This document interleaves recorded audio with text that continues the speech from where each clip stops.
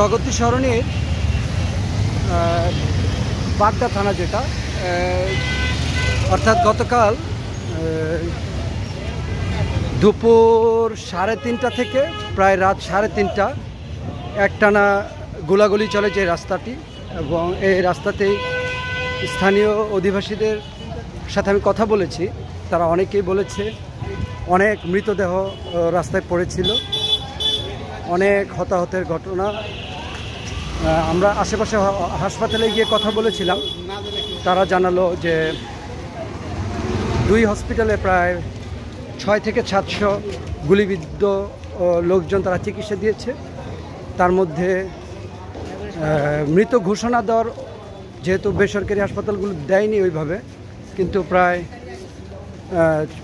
15 থেকে 20 জন বা ততোধিক মানুষের মৃত্যু হতে পারে, যেটা তারা ওইভাবে বলতেও চায়নি।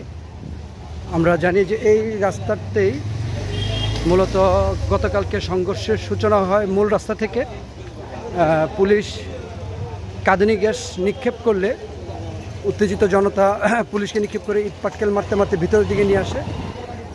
পরবর্তীতে পুলিশ গুলি ছুড়লে পরিস্থিতি নিয়ন্ত্রণের বাইরে চলে যায়। এখনও কিছু ধোঁয়া আমরা দেখতে পাচ্ছি,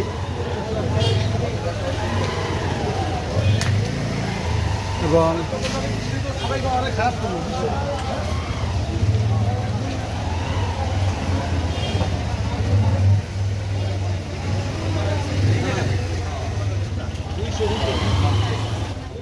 পুলিশ জুতা দেখা যায়। আর এখানে স্থানীয়রা দেখাচ্ছে এই যে গুলির চিহ্নগুলো, এই যে গুলি ঢুকে ঢুকে আছে উপরে, এই যে আবার এখানে রক্ত আছে, এই যে রক্তের ছিটকা পড়ছে এখানে। এই যে গ্লাস ফিট হয়ে গেছে, এই যে এখানে গুলির এই যে একটা গুলি, এসিতেও দেখা যাচ্ছে অনেক গুলি।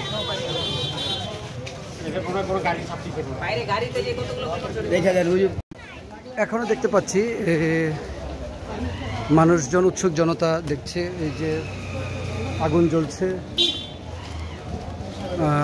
যারা আশেপাশে বসবাস করে স্থানীয় জনতা, তারা দাঁড়িয়ে আছে, ভিতরের পরিস্থিতি বা বাইরের পরিস্থিতিটা বোঝার চেষ্টা করছে।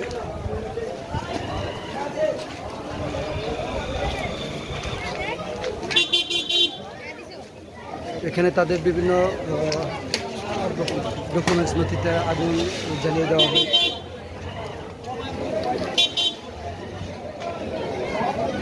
এখানে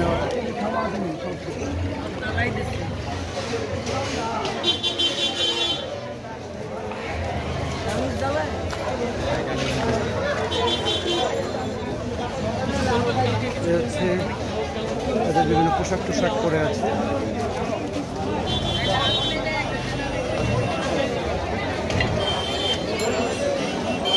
এই জায়গাটা, এখানে যদি আমরা দেখি,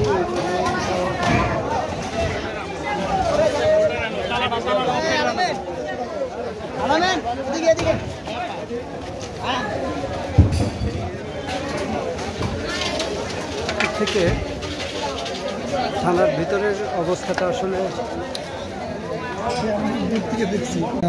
এখানে ছড়ায় ছিটে তাদের সেফটি বেল্টের অন্য কিছু পরে আছে।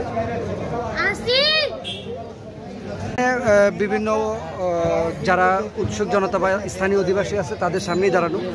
রাতে আপনি কি দেখলেন?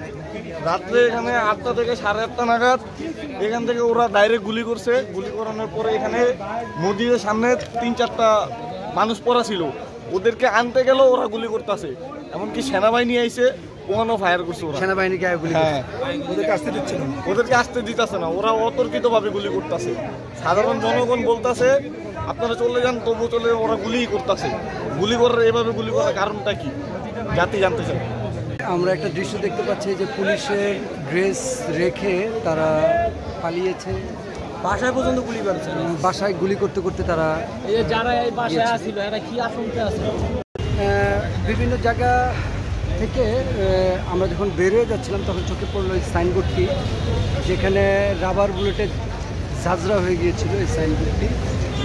এবং এলাকাবাসী যেটা জানালো যে টানা 12 ঘন্টা যখন গুলি থামছিল না, তখন তারা বাধ্য হয়ে এরকম একটি পানির ট্যাঙ্কারকে নিয়ে উল্টা দিকে, পানির ট্যাঙ্কারটাকে উল্টো দিক করে, মানে তেলের ট্যাঙ্কার এটা, কিন্তু এটা খালি ছিল, সেটাকে উল্টো দিক করে চাচ্ছিল যে ভিতরে গিয়ে তাদেরকে নিবৃত্ত করতে। কিন্তু আমরা দেখতে পাচ্ছি যে এই যে তেলের যে ট্যাঙ্কার, সেখানে গুলি চিহ্ন